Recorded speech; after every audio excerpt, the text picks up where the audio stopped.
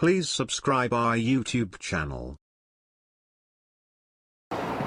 یہ اللہ فرما رہے ہیں کہ قد آتیناک من لدنا ذکرا، ہم نے آپ کو کتاب دی پڑھنے کی۔ ذکر سے مراد اس جگہ مفسرین کے نزدیک قرآن پاک ہے، ذکر دیا انہیں، قرآن دیا۔ من اعرض عنہ فإنہ یحمل یوم القیامۃ وزرا، دیکھو جو قرآن سے اعراض کرے گا، من اعرض عنہ، تو اللہ کہتے ہیں قیامت کے دن بڑا بوجھ اٹھائے گا۔ اب یہ اعراض کس کو کہتے ہیں؟ قیامت کے روز اس کے اوپر گناہوں کا بڑا بوجھ ہوگا۔ قرآن سے اعراض کی مختلف صورتیں، دھیان سے سنو، مختلف صورتیں ہیں۔ ایک تو اس کی تلاوت کی طرف کوئی دھیان نہ دینا، قرآن نہ پڑھنا، نہ ناظرہ، نہ حفظ، ایک یہ۔ دوسرے، نہ کبھی قرآن پڑھنے اور سیکھنے کی فکر کرنا، یعنی قرآن پڑھنا نہیں آتا ہے اس کو پڑھنے کی فکر کرو، نہ کرنا اعراض ہے، روح گردانی ہے، چہرہ پھیرنا ہے۔ پھر ترجمہ نہیں آتا ہے، ترجمہ سیکھو، اس کا مطلب سمجھو، ترجمہ سیکھو۔ نہ سیکھو گے مسلمان ہو کر، یہ اعراض کرنا ہے، منہ پھیرنا ہے۔ یا قرآن کو پڑھے مگر غلط سلط پڑھے، صحیح حروف کی فکر نہ کرے، غلط سلط پڑھنا، یہ بھی کیا ہے؟ قرآن سے اعراض کرنا ہے۔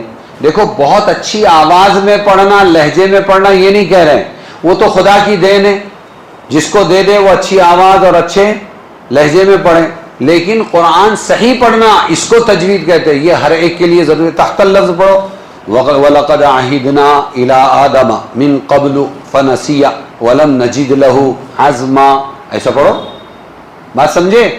بہت اچھے لہجے میں پڑھنا اور بہت اچھی آواز میں پڑھنا، یہ تجوید ہے، یہ غلط ہے، یہ تو لحن ہے، وہ ایک ایکسٹرا چیز ہے، مزید انعام ہے اللہ کا۔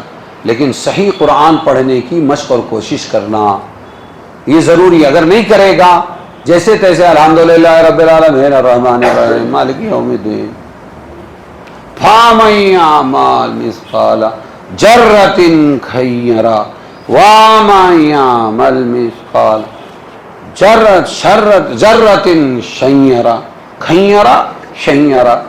اب وہ بیچارہ بڈھا تھا، میں امامت کرتا تھا کاغذی پورے میں، یہ کہاں بیجاپور کا رہنے والا بڈھا تھا بیچارہ، بندگی صاحب بہت بولا تھا، پڑھتا تھا کیسا ویسا۔ اب اس کی عمر نہیں رہی تھی 70-80 سال کی، تو وہ شیرا کھیرا یہ کرتا رہتا تھا بیچارہ، سمجھ میں آیا؟ لیکن سیکھنے کی عمر ہے، سیکھ سکتے ہیں، اور پھر ٹھوکم ٹھاک کر رہے ہیں، تو یہ اعراض ہے، قیامت کے دن بوجھ اٹھانا پڑے گا، مگر بے دلی اور بے پرواہی سے پڑھے، یا کسی دنیاوی مال و عزت کی خواہش سے پڑھے۔ لو بہت اچھا پڑھتا ہے قاری صاحب، لیکن آپ دیکھیں گے مصر میں، مکہ میں، ادھر ادھر الحمد، قاری عبد الباسط کو بھی شرما دے، لیکن وہ پڑھ پڑھ کے پیسہ مانگتے ہیں۔ کیا کرتے ہو؟ قرآن پڑھ پڑھ کے پیسہ مانگتے ہو۔ تو یہ کہہ رہے کسی دنیاوی مال و عزت کی خواہش سے پڑھے، یہ بھی قرآن سے منہ پھیرنا ہے، قیامت کے دن بوجھ اٹھانا پڑے گا۔ اسی طرح قرآن کے احکام کو سمجھنے کی طرف توجہ نہ دینا، قرآن کو خالی طوطے کی طرح رٹنا، پڑھنا، لیکن کیا بول رہا ہے قرآن، کیا سمجھا رہا ہے، کہاں اللہ پیار کر رہے ہیں، کہاں اللہ ڈانٹ رہے ہیں، یہ مناجات ہے، قرآن گفتگو ہے اللہ کے ساتھ، اس کو سمجھنے کی کوشش نہیں کرتا، تو یہ بھی کیا ہو جائے گا؟ قرآن سے منہ پھیرنے والا ہو جائے گا، اور سمجھنے کے بعد اس پر عمل کرنے میں کوتاہی کرنا۔ اب سمجھ گئے، ہم کو سب آتا ہے، لیکن عمل نہیں کرتا ہے قرآن کے مطابق، یہ بھی قرآن سے اعراض کرنا ہوگا، یا اس کے احکام کی خلاف ورزی۔ یہ تو اعراض کا انتہائی درجہ ہے کہ قرآن کے خلاف چل رہا ہے، زندگی قرآن کے خلاف۔ غرض قرآن کے حقوق سے بے پرواہی کرنے کا بڑا وبال ہے، جو قیامت کے روز گراں بن کر، بوجھ بن کر اس کی گردن پر لاد دیا جائے گا۔ جیسا کہ روایات میں ہے، انسان کے برے اعمال اور گناہ قیامت کے روز ایک بار گراں، بہت بڑا بوجھ بن کر اس کے اوپر لاد دیے جائیں گے۔ سمجھ میں آیا؟